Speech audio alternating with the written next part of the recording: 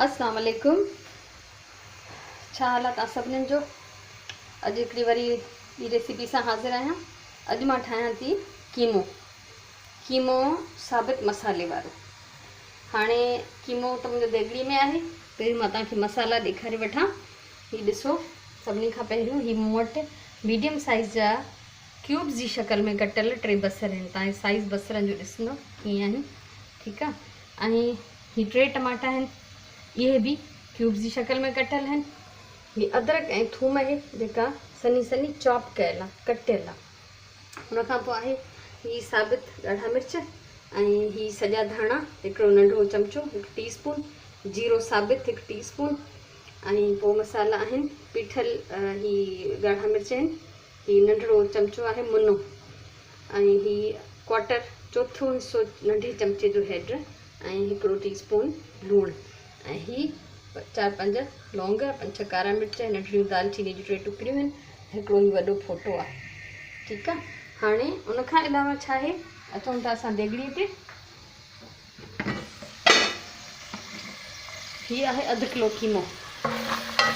1/2 kilo chemo मां हिनखे पहिरियों ई 1/2 कप तेल में विझी ऐं थोरी अदरक थूम पीठल, सम्झो चौथो हिसो चमचे जो, मां उहो विझी हिनखे कोई 15 मिंटनि खां हल्की बाहि ते चुल्हे ते छॾे ॾिनो हो।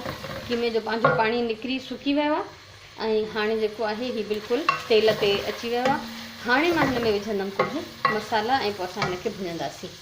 सो सभिनी खां पहिरियों मां हिन में विझां थी हीउ सुकल मसाला। तक़रीबन सभु सुकल मसाला हिन महिल पवंदा। ऐं हीउ पीठल मसाला, हीउ साबित गरम मसालो, ठीकु आहे। हाणे असां हिनखे भुञंदासीं। हिन में लूणु पहिरियों खां न पियल हो, काई शइ न हुई, सिर्फ़ु तेल ऐं अदरक थूम 1/2 नंढो चमचो, त जीअं हिन जी जेका कीमे जी बीफ जो कीमो आहे, कचाइप जेका आहे, स्मेल जेका आहे उहा ख़तमु थी वञे। इन लाइ मूं हुनखे छॾियो, कीमे जो पंहिंजो पाणी सुकी वियो आहे। ऐं कीमो जेको आहे ॾिसो पिया, हीउ सफ़ा सन्हो मशीन जो पीठल आहे, इन करे ही इन ई पाणी में ॻरी चुको आहे। हिनखे असांखे वधीक ॻाइण जी ज़रूरत न पवंदी।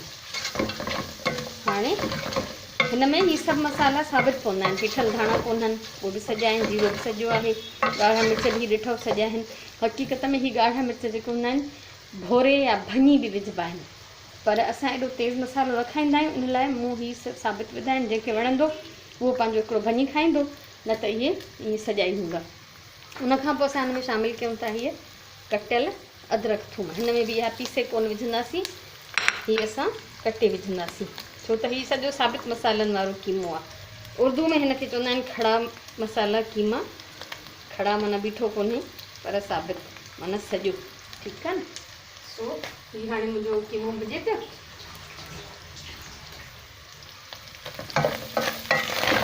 कीमो पहिरियों खां ई भुॻल बि आहे, पकल बि आहे, पर असां हिनखे एतिरो इन लाइ भुञंदासीं त जीअं मसालो भुॼी वञे। हीअ तमामु आसान ऐं मज़ेदार आहे। मुंहिंजे घर में ॿार ॾाढो शौक़ सां खाईंदा आहिनि ऐं फरमाइश ते पचंदो आहे हिननि जे। ऐं असां वटि अगरि का दावत हूंदी आहे त असां हुन में हिकिड़ी डिश हीअ ज़रूरु ठाहींदा आहियूं। त तव्हां बि ट्राए कजो, हीअ तव्हांजे फैमिली में सभिनी खे ॾाढो वणंदो। हाणे असां हिन में विझूं था बसर। तव्हां पंहिंजी मर्ज़ीअ सां घटि बि करे थी सघो। हिन महिल घणा पिया लॻनि, छो त हीअ ताज़ा कटियल आहिनि। हीअ जॾहिं नरम थींदा ऐं कीमे में मिली वेंदा त पोइ हीअ थोरो लॻंदो घटि आहिनि। हिन महिल तव्हांखे शायदि ईअं लॻे भई बसरनि जो ॿोड़ पियो पचे, पर जॾहिं हीअ थोरो सुसंदा आहिनि न, ऐं जेकॾहिं एॾा बसर तव्हांखे पसंदि न हुजनि, मां पंहिंजी फैमिली जे हिसाब सां जा थी, मूं मीडियम साइज़ जा 3 बसर खया आहिनि, त तव्हां जेका मीडियम साइज़ जा 2 बि खणी सघो था 1/2 किलो कीमे ते। ऐं हीअ वरी 3 टमाटर हुया, इहे मां हिन में हाणे विझां थी। सॉरी, टमाटर हिन में पइजी विया।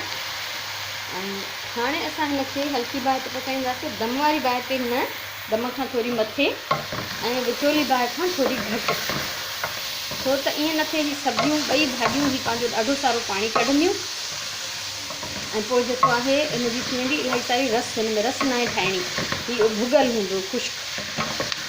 त हाणे असां हिनखे दम खां थोरी वधीक बाहि, हल्की बाहि ते हिनखे पचाईंदासीं। ऐं पोइ जॾहिं ही बची वेंदो हिनजो पाणी ज़ाहिर भाॼियूं इन बाहि ते बि कुझु न कुझु कढंदियूं, उहो पाणी असां हिनजो सुकाईंदासीं। बसर ऐं टमाटा असांखे सॉफ्ट करणा आहिनि, ॻाढ़े मिक्स न आहिनि करणा, ठीकु आहे। ऐं पोइ जॾहिं नरम थी वेंदा ऐं हिनजो पाणी सुकी वेंदो त असां पोइ हिनखे सावा मिर्च विझी 2 मिंट पचाईंदासीं ऐं पोइ धाणा, सावा धाणा कटियल विझी हिनजी असां बाहि बंदि कंदासीं ऐं हीउ तयारु थी वेंदो। तो असां इंतज़ारु कयूं था हाणे